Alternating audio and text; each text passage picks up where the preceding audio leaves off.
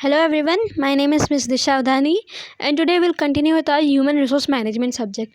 Today we are going to start with second topic which is human resource planning. Okay. So in today's lecture we will see what is human resource planning and its objectives. Introduction to human resource planning.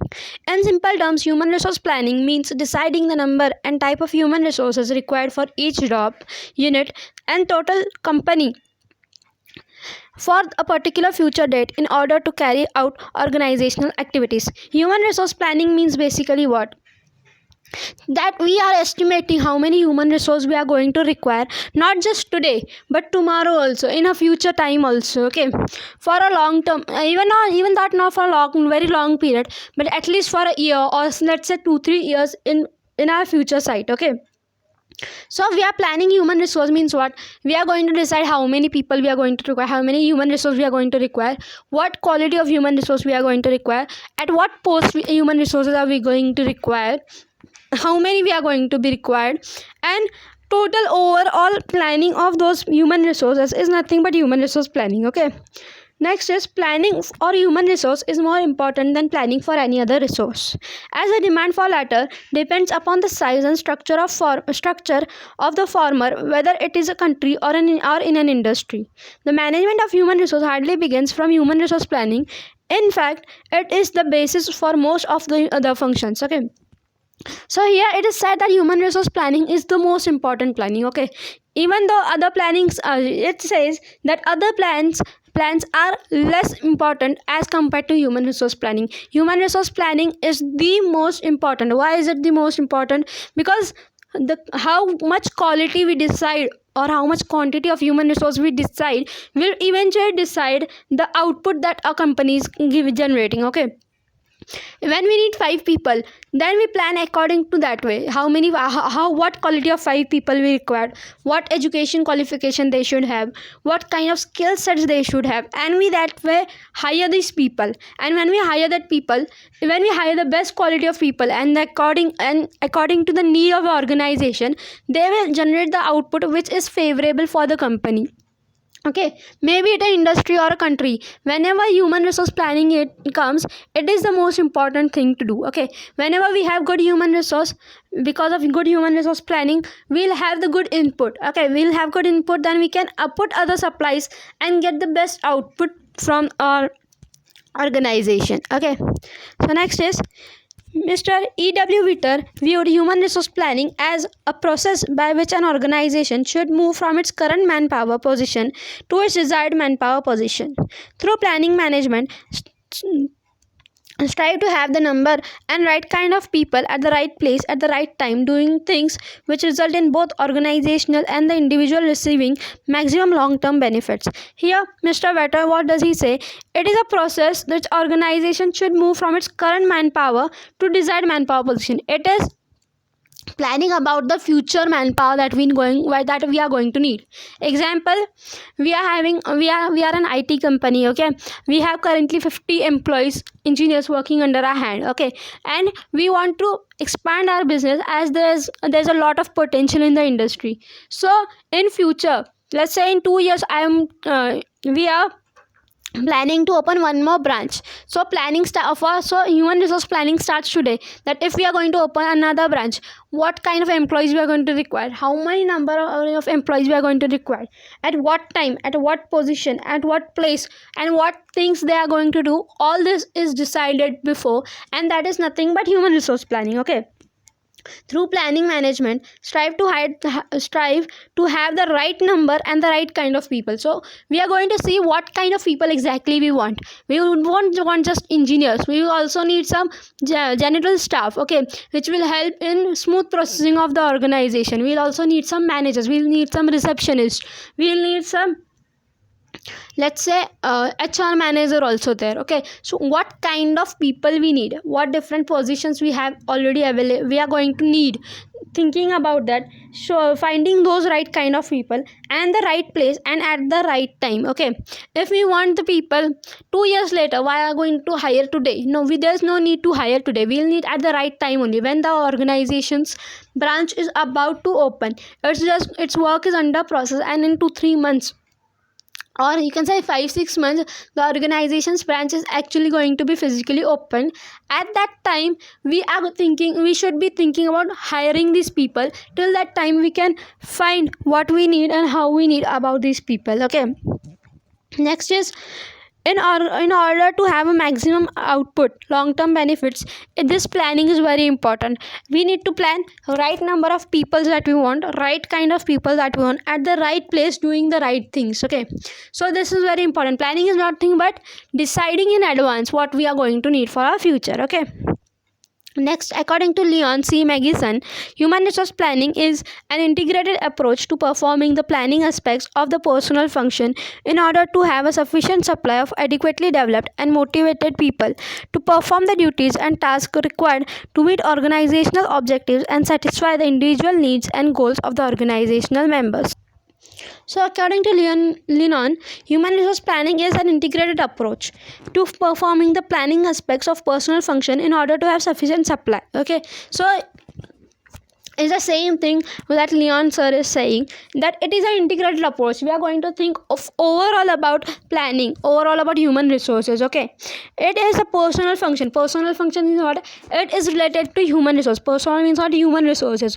In order to have sufficient supply. Okay, sufficient supply means what? The input that we are going to put in an organization, it should be sufficient.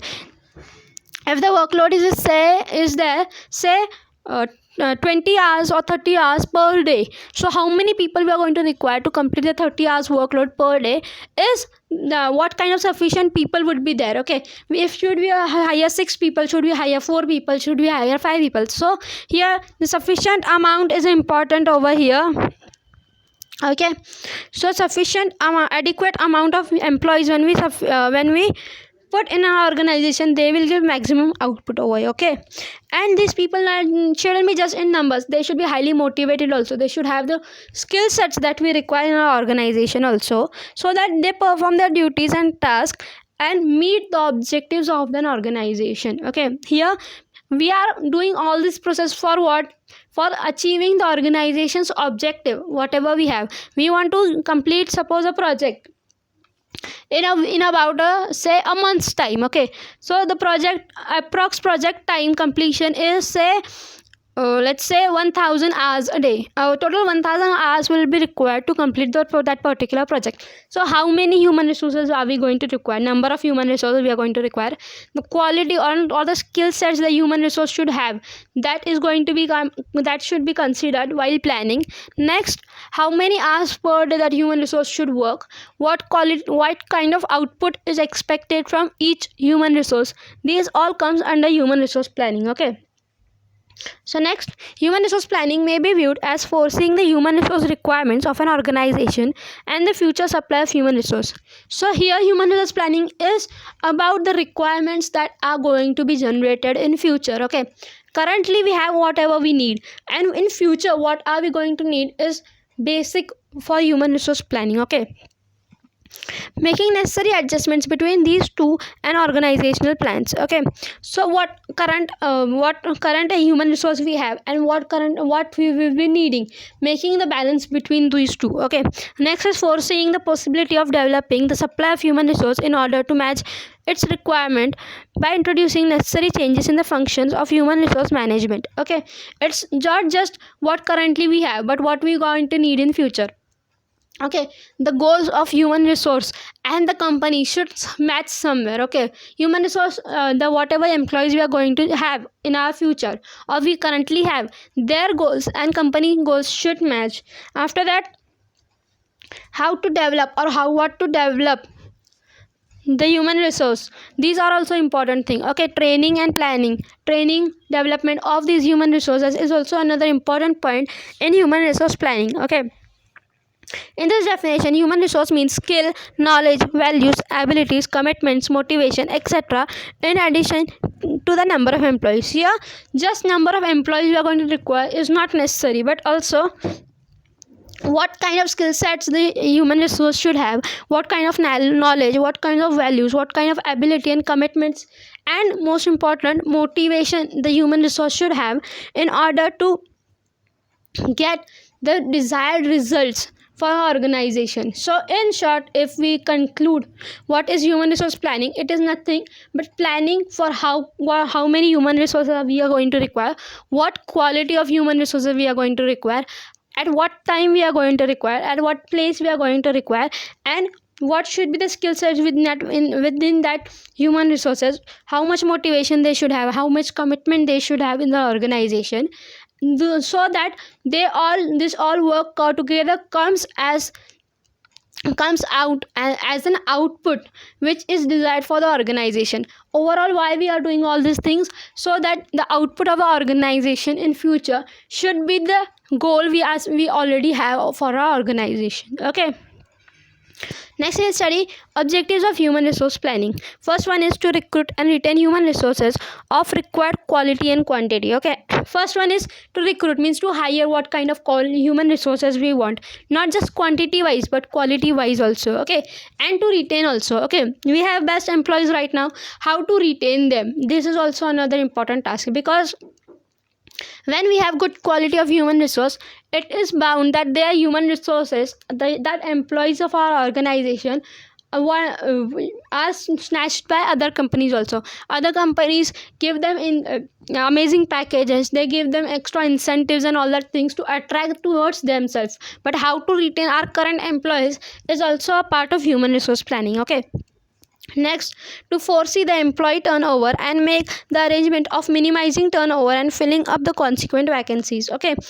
It means what? We cannot give a whole workload to a particular single individual. Okay, in particular single employee. Okay, so how many employees are required so we can have a maximum output? Okay, we cannot just burden. We have 100 hours a week schedule, so we can't just put one employee and tell him do 100 hours work in a week. It is impossible for that person, because that is time consuming, that is energy consuming, that is mentally consuming, that is physically consuming. Okay. If we just hire one person, he or she won't be able to give best output. Okay. If we hire instead of one, if we hire three, the workload can be divided into three people, and the output, the quality of the output that we require would be desirable, and we would have a good outcome if we put three people instead of one people. Okay. So here is consequent finding how much quantity of work each employee should get, so that we get the quality output, and if there is vacancy, how to fill that up. Okay. Next is to meet the needs of program of expansion and diversification. As a company, it always looks for expansion. Okay, we always look for growth, we always look for more share in the market. Okay, so filling those needs of human resources if we are going for expansion and diversification. Okay, next is to foresee the impact of technology on work, existing employees and future human requirements. Okay, in this point we see technology is changing every single day. Every single day there is new app coming up. Every single day there is something change that we are facing. Okay, so in this about technology on work, impact of technology on work, not just for today but also in future. In future, what kind of human resources we need, means what kind of education levels they should have, what kind of skill sets they should have, so that they can work with the current technology or the future technology that is going to come, and with the current employees, current human resource we have, how we can develop them, how we can train them, how we can do their development, so that they can also work with the future technological developments. Okay. Next is to improve the standards, skills, knowledge, ability, disciplines, etc. So we have current employees and how to improve them. They are already doing the good, but if we give them more knowledge, if we give them more skill sets, they would do better. Okay. So this is to improve the standards, skills, knowledge, ability, disciplines of the employees whichever are working currently in our company. Okay. Next is to access the to assess the surplus or shortage of human resources and take measures accordingly. Here what are we going to do?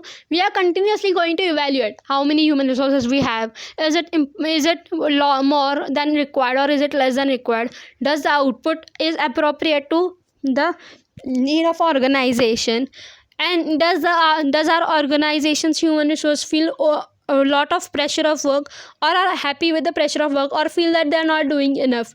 Okay, so how much workload we are giving to each employee? Are they happy with that? Are they overburdened, or are they underburdened with that work?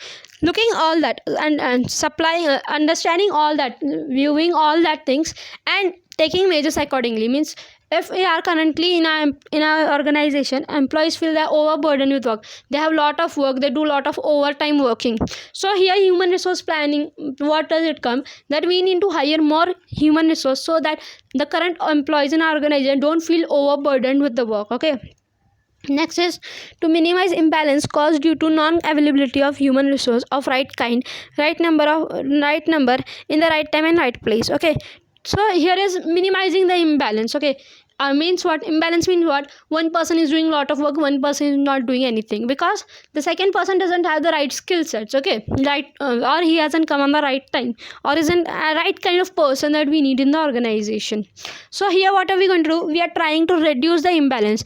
All the people get almost equal amount of work according to their skill sets. Means, manager A, manager B, manager C, manager D, these all are under the same place, under a hierarchy, so they all get the equal kind of work, or adequate according to their needs, according to their skill sets, and they are not overburdened or underburdened. Okay, and if there is any kind of requirement need for planning, or development and training, that how to be development or training, how the company can provide in planning according to that. Okay, next is to make the best use of human resource. Means what? The optimum output, we need to get the optimum output from the human resource.